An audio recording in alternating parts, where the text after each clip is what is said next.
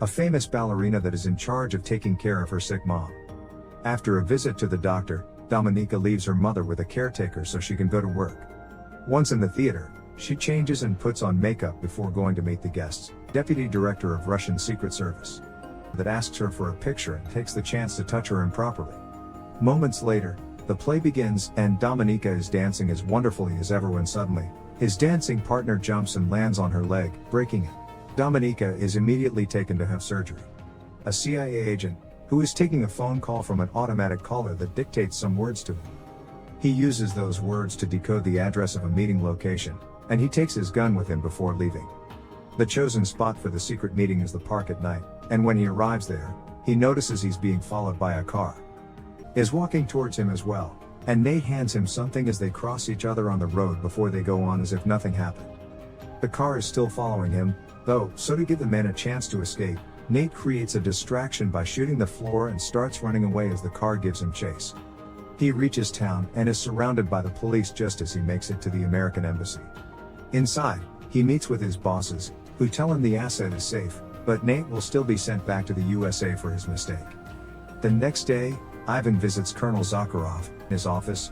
They show Ivan a video of Nate's meeting at the park and mention he's a CIA agent that left the country that morning, but their main interest lies in the other man and finding out his identity. We cut to Dominika then, who is waking up at the hospital to find her leg in a metal frame. She starts crying when she realizes she won't be able to dance again.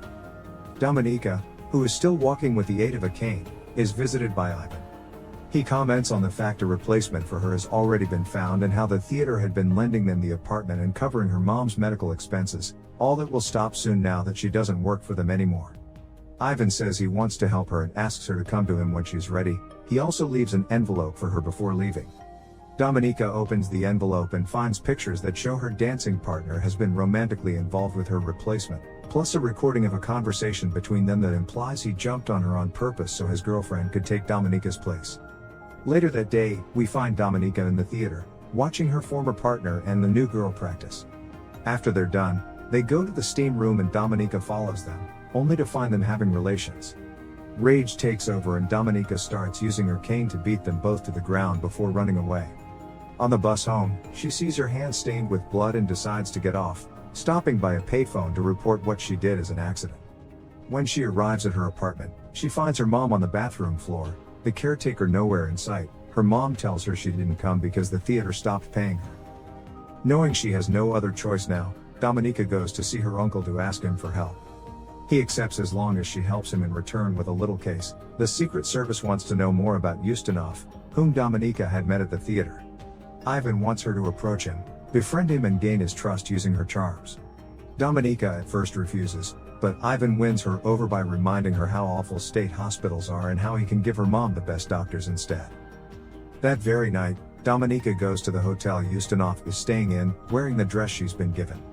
She goes to the bar to wait for Ustinov to approach her first, which he does. Dominika tells him she's come to see him, wanting to feel special again, so they leave for her room. She asks the guards to give them privacy and Ustinov starts undressing as soon as his men leave the room, then asks Dominika to do the same. She does so after some hesitation, and when she comes closer, Ustinov wastes no time in taking advantage of her. Their intercourse is suddenly interrupted when a man wearing a black helmet appears behind Ustinov and cuts his throat. The body is thrown on the floor and after asking for silence with a gesture, the man throws Dominika a coat for her to cover her blood-stained body and takes her out of the room through a back door. When they make it to the parking lot, he shoots an employee before getting them on his bike and driving away to an abandoned building. Inside, the man takes off his helmet to reveal Sergei Matorin, who is in another room in the same building together with Korchnoi, watching Dominika on the security cameras. When Korchnoi mentions she's a witness and she should be eliminated, Ivan mentions she could be useful. Ivan changes rooms to go see Dominika, and confesses he did know what would happen in that room and didn't tell her because she wouldn't have done it if she knew. He makes her an offer then, since she's so good at this, she can be sent to a special institution to be trained to be an agent. If she refuses, he won't be able to protect her, so she can only accept. Dominika leaves for the institution a couple of days later. When she arrives there, the headmistress of Sparrow School. She gives Dominika a fake name to use in the school before taking her to her room. Classes start soon after that, Matron talks about the modern world being in chaos and how Russia is the only country willing to make sacrifices to fix it. The students will be trained to be sparrows, spies who specialized in seduction and psychological manipulation. Dominika and a student named Victor are called to the front of the class and asked to strip. Victor does so without issues, but Dominika doesn't dare. Matron scolds her for it. We then cut to Nate, who's been summoned by the CIA's discipline panel to be informed he'll be suspended for his mistake in Russia and he can't leave the country. Nate protests because their mole, Marble, has been working with Nate for 3 years and won't trust anybody else, but he isn't heard. Back in the Sparrow school, during a class with Matron, she tells them they need to be able to identify what their targets want. She puts some videos on TV for examples for them to work on. The first one Victor guesses wrong and Dominika corrects him, earning her his dislike. The second is guessed by another female student, who is called to the front of the class and told she will have to use her mouth on the man from the video, who is brought into the classroom in cuffs. The girl gets on her knees but is incapable of doing it. She falls to the floor crying. Matron reminds all the students that they need to learn to trick their bodies and teaches them some basic seduction tricks. Back in the USA, Nate notices he's being tailed and informs his superiors of this. He learns that the CIA hasn't heard anything from Marble and he takes the chance to remind them he will talk if it's Nate that contacts him. They reach a deal. He can't still go back to Russia, but they can send him to a country nearby so the Russian Secret Service will know he's around and Marble will resurface. Nate accepts for the team to come with him. Meanwhile, in the school, the students are asked to give a welcome to a group of soldiers that just returned home from war. Dominika chooses a young man and takes him to a room where she successfully gives him a hand. Later that day, Matron and the students watch all the videos of their performances with the soldiers. Matron tells Dominika her technique was good but she still hasn't learned to give herself up. After class is over, Dominika goes to the showers, where she's assaulted by Victor. She defends herself by taking the water tap from the wall and hitting him with it.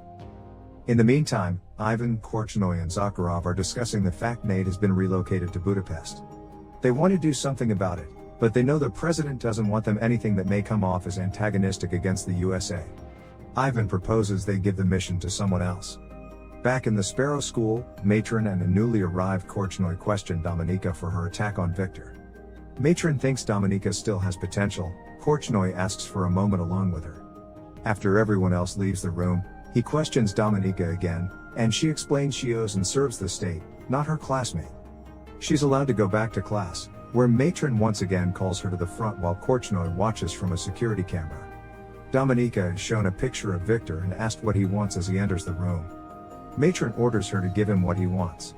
Victor asks her to turn around. Dominika refuses and gets into action. As she undresses, he tells Victor to look at only her, and once she's completely naked, she sits on the table with her legs open, egging him on to take her.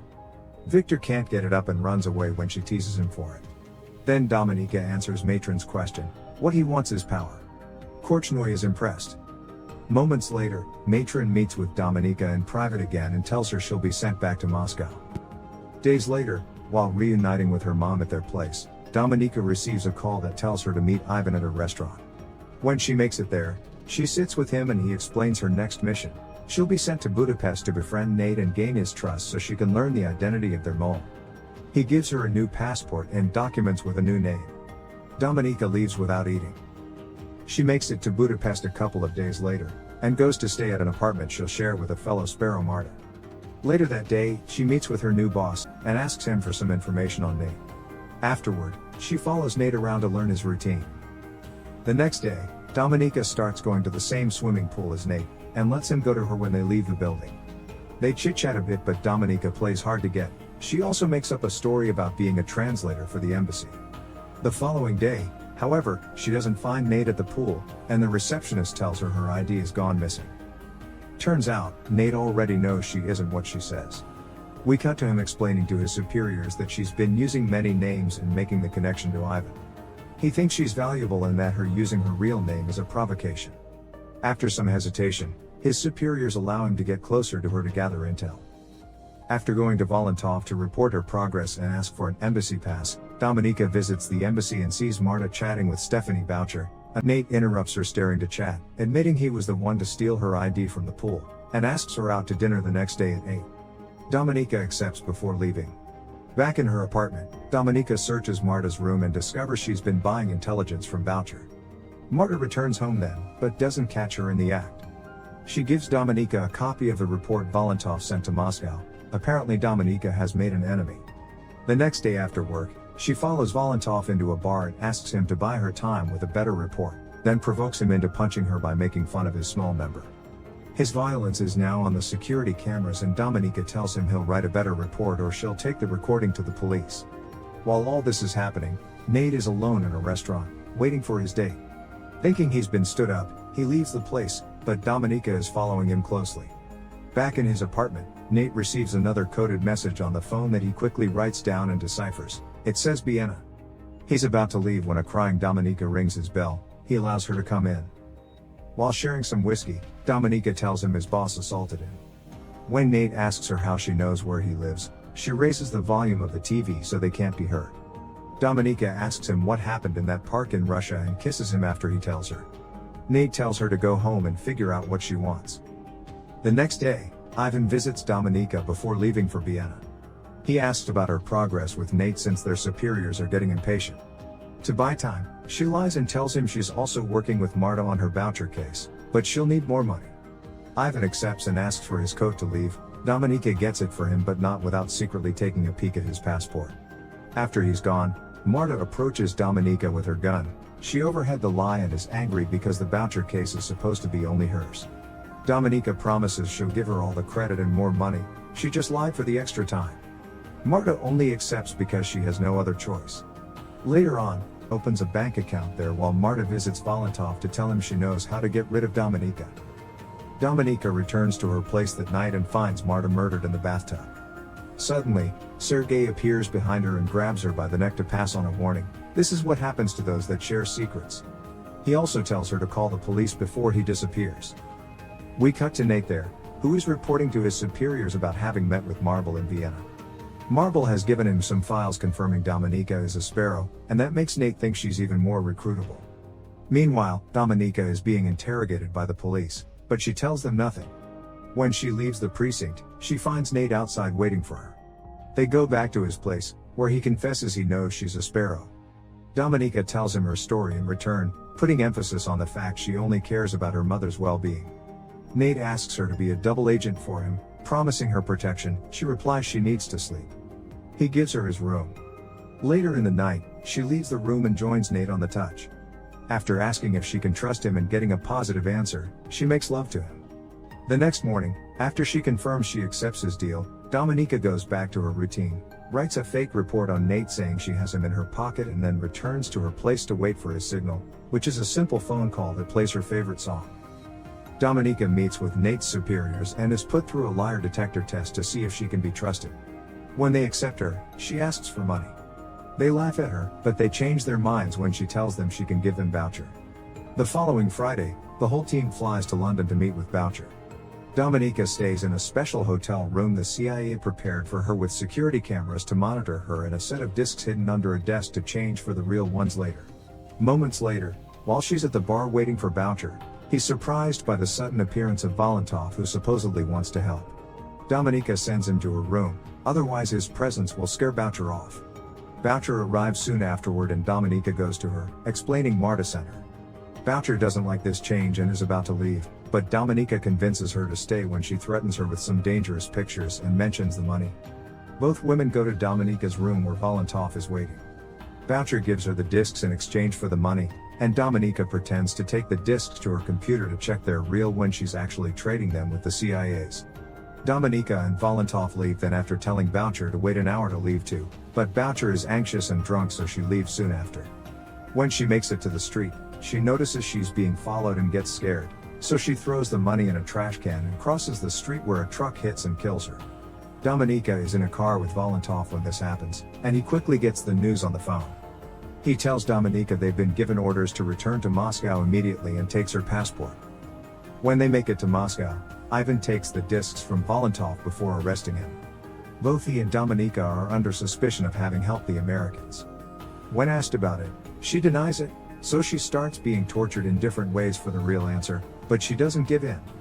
They even show her a video of how Valentov was shot for lying, but when the interrogator points at her head and she lies again, nothing happens.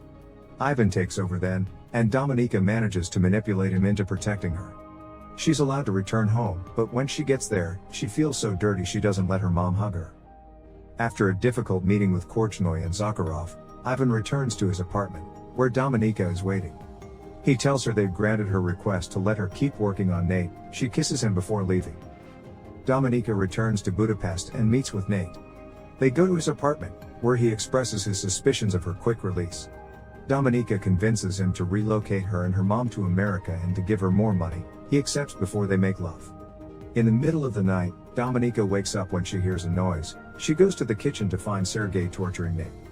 She pretends to be on his side at first, even helping him hurt Nate to get the name of the mole. But when Sergei gets distracted, she hits him back and helps Nate cut the straps tying him to the chair. The three of them get into a fight that doesn't last long. Sergei slips and Dominika takes the chance to stab him. She wakes up in the hospital the next day, and leaves her room to have a smoke. She's then approached by Korchnoi, who reveals himself as Marble. He thinks he'll be caught soon and doesn't want to die in vain, so he asks Dominika to expose him so she can become a national hero and take his place as a mole. She doesn't give him a definite answer, but after he leaves, she checks on Nate and leaves as well. She gives herself up to the police and asks to see the Russian ambassador. When she's taken to him, she tells him to call Zakharov and inform him she has the name of the mole, which she'll give him in exchange for her freedom. A meeting to do the exchange is arranged later that night at an airport. Nate will walk with her to confirm the identity of the mole, and she mustn't try to run or she'll be shot. Nate is angry with her because he thinks she's used him, but she has a surprise. When the Russians approach them with the mole, they take the bag off his face to reveal it's not Korchnoi, it's her uncle Ivan, who has been framed thanks to Dominika fabricating evidence since she made it to Budapest the first time. Nate quickly catches on and confirms Ivan is the mole. After the exchange is done, Ivan is shot by a Russian sniper and Dominika is taken away on a helicopter. Back in Russia, she's named a heroine and allowed to have a good life with her mom. The movie ends when she receives a phone call and the only sound on the line is her favorite song.